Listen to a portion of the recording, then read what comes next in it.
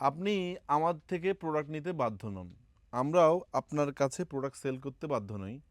দোনোজনের স্বাধীনতা আছে। আমরা আপনার মুখাপেক্ষী নই। আমরা আল্লাহর রহমতের মুখাপেক্ষী। আজকে একজন একটা মন্তব্য করলেন আমাদের পোস্টে যে মানুষ ঠকিয়ে বেশি দিন বিজনেস করতে পারবেন না। সব ভুয়া ২ নম্বর প্রোডাক্ট। তো আমি ওনাকে বললাম, আসসালামু আলাইকুম, আল্লাহ আপনার সহায় হোক। আমার কাছে আর কোনো উত্তর ছিল না। তো উনি বললেন যে মানুষ ঠকিয়ে বেশি দিন ব্যবসা করতে পারবেন না। তো সোহাগ ভাই নামে আমাদের একজন ভাই রয়েছেন কাস্টমার, যিনি আমেরিকাতে থাকেন, একজন সফটওয়্যার ইঞ্জিনিয়ার, খুবই চমৎকার বিজনেসম্যান। তো ইনি আমাদের আউটলেটে, মিরপুর আউটলেট থেকে এসে এই ১,০০,০০০ টাকার মতো শপিং করেছেন। তো উনি মন্তব্য করলেন, ভাই আপনার ভালো না লাগতে পারে, সানবি জুয়েল নামে যিনি কমেন্ট করেছেন তাকে রিপ্লাই দিলেন যে আপনার ভালো না লাগতে পারে, বাট আপনি কাউকে ভুল তথ্য দিবেন না। আমি ১,০০,০০০ টাকার প্রোডাক্ট নিয়েছি, কখনো খারাপ পাই নাই। তো সানবি জুয়েল মন্তব্য করলেন, বড় ভাই আপনার ইনকামের উৎস কি? টাকা পয়সা কি বৈধভাবে ইনকাম করেন, অন্যের দালালি শুরু করছেন? তো সানবি জুয়েল ভাই আমাদের বাংলাদেশেই থাকেন হয়তো।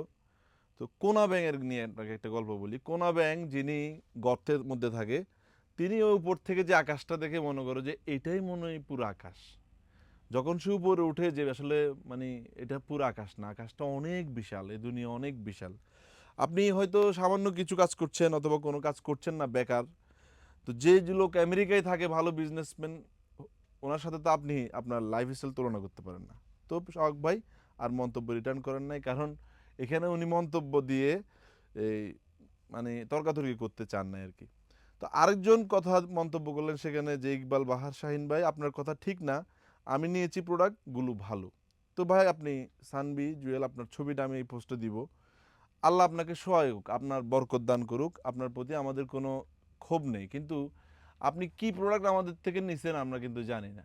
আমাদের আউটলেটে কিন্তু সুযোগ রয়েছে, প্রোডাক্ট কিনে যদি আপনি ঠকে যান আমাদের আউটলেটে চলে আসবেন, এসে মন্তব্য জানাতে পারেন, আমরা ইনশাল্লাহ সেটা সমাধানের চেষ্টা করব।